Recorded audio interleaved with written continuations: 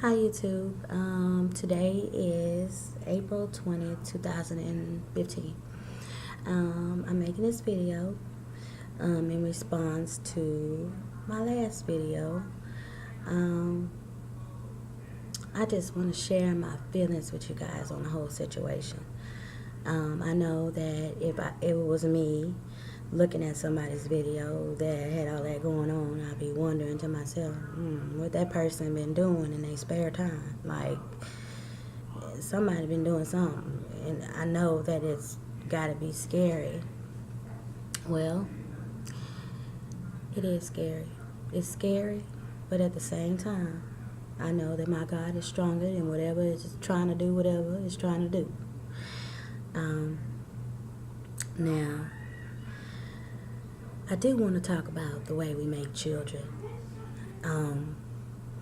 We don't really give much thought to the way that we make children. We meet somebody, we have sex. Some women, majority of the women these days, have a baby and not even planning it. They're not with somebody that's God-fearing and that God has put his hands over the relationship and blessed.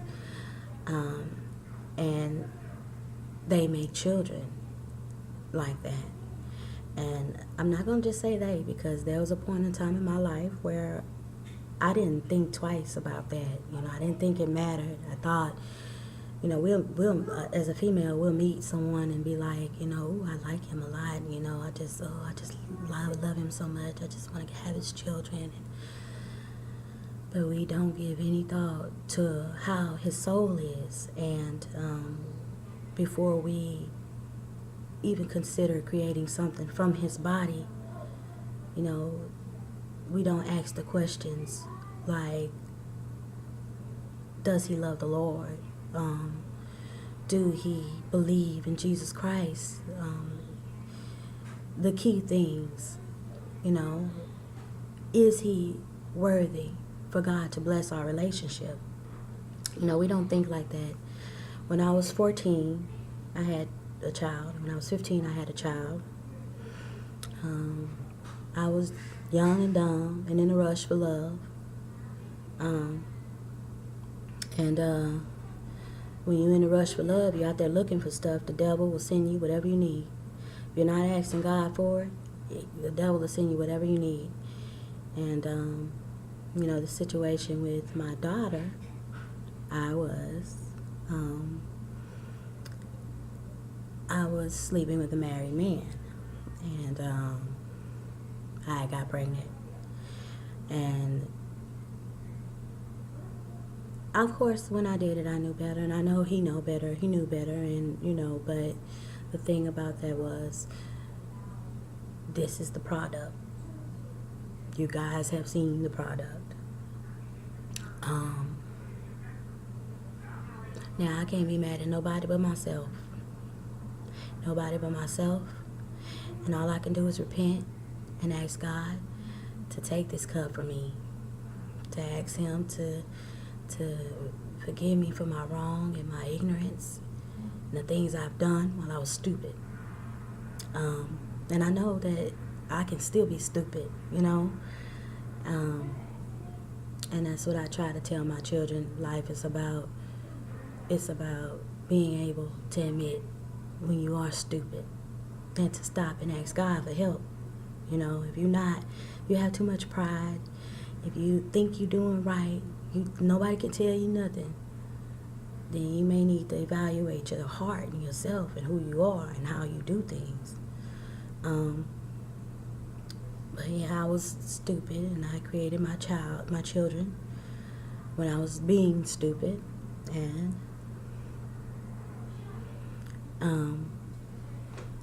as far as me fearing like what's going on with her, the first night it was kind of like,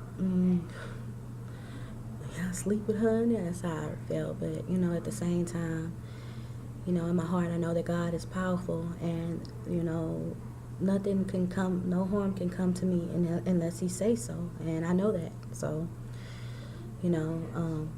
but at the same time, when me and my husband decided we were going to live the way we live, when we decided that We ask God to bless our union.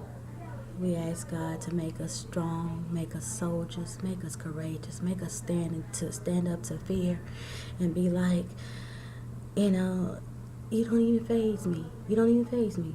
I'm good. And now, this is the experience. Yes, this is the experience. Um, but just like, I chose to make my children the way I did, the example was the Bible. The example was the Bible. And I didn't live by the Bible. I didn't even research the word when I was that age. I didn't even care.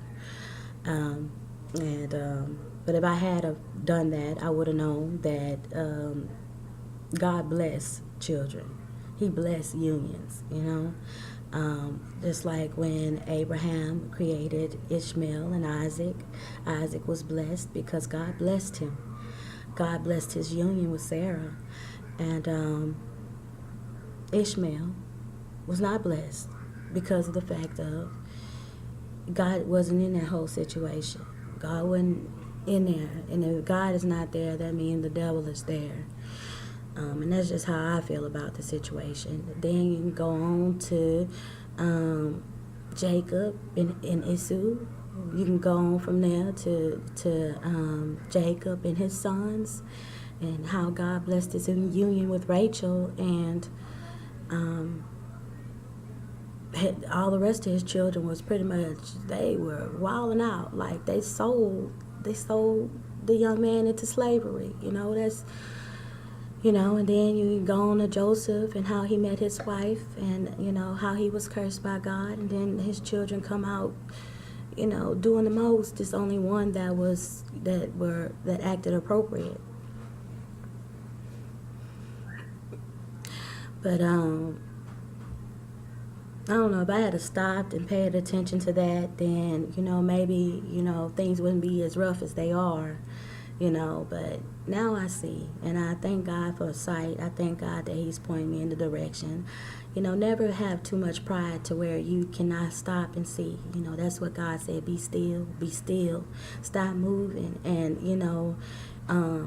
the Bible even talks about a busybody. I know they made a song about it, but the Bible even talks about a busybody.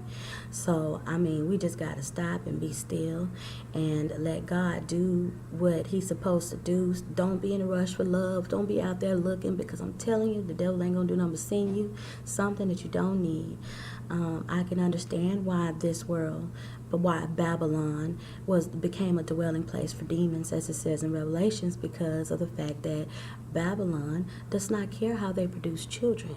Babylon, their women will go and sleep with men and don't even care who the man is, and to make a child, and have no norms and no values, can care less about righteousness and God. And I'm watching this with my own child, and it's hard. But at the same time, I know that, I have to stand in the face of my own, what I've done, And a lot of people don't like to look at it like that. But, everything, there's a cycle to everything. Everything comes with, if you do something, no matter what it is, you are going to pay for it. Just like Rachel did. Rachel stole her father's idols, and she lied about it. And Jacob cursed whoever stole the idols, and Rachel ended up dying. And that's just how things go. We have to be accountable for what we do. I just, man, if you've been praying for my family, I want to say thank you. If you haven't been praying for my family, I want to say, please pray for my family, and I will pray for you. I thank God that y'all are out there. I'm glad that I'm able to talk to somebody about this. I had a dream the other night, and I know it was God. I know, I'm just trying to see, like, what do you want me to say? It's hard sharing the things that I share, because I know that people look at me a certain way, and growing up in this society and in this world, we want to be seen a certain way. We want to shape what people think about us. But, I'm going to tell you like this. I know that it's everything that's happening in my life is a testimony. It's not meant for me. It's meant for me to share. And that's why I share it. I that's why I do it. That's why I share what I share. I had a dream the other night that I was on the freeway. No, well, before I ended up on the freeway, I was in my normal routine, getting up, taking the kids to school, doing all that kind of stuff. And while I was on the freeway, in the dream, I stopped on the freeway and I turned around. I got out of the car and I turned around, and there were thousands of people following me. And I knew that God wanted me to speak to these people.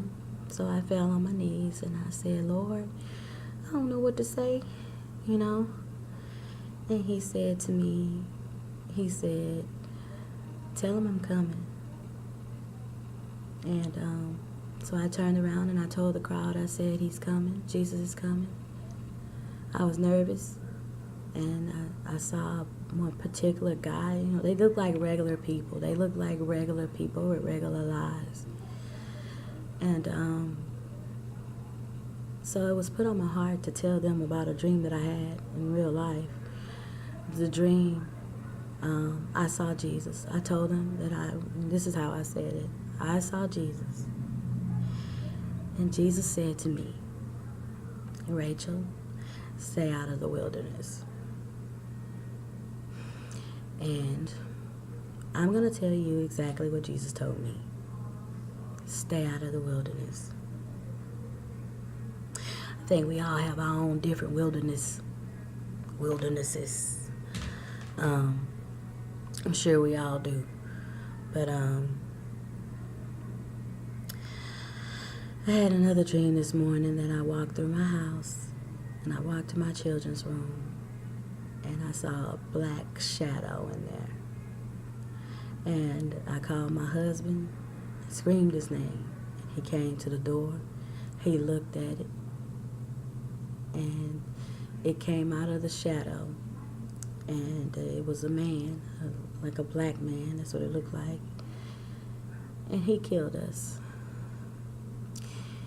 And a lot of people probably think, you know, she crazy.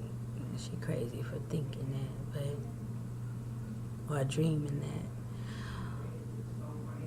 But the devil's mission is to remove the light. Anyone that tries to speak for the light, he's a target, and he will be a target.